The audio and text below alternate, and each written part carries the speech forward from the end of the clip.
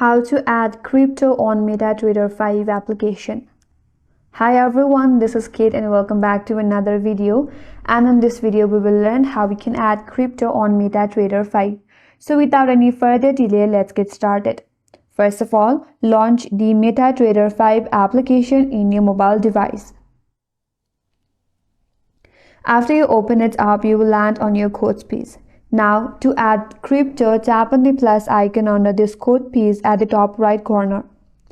And here you will have various options that you can tap on. Now, tap on Forex. And here, these are all the available crypto. Tap on any one from here, and with that, the crypto has been now added. If you go back, and there you can see the recently added crypto right there, with the value going up and down on the real time. And that's how you can add crypto on MetaTrader 5. And that's all for today's video. Hope this video was helpful, and if you're new to our channel, consider subscribing. Thanks for watching and stay tuned for more videos.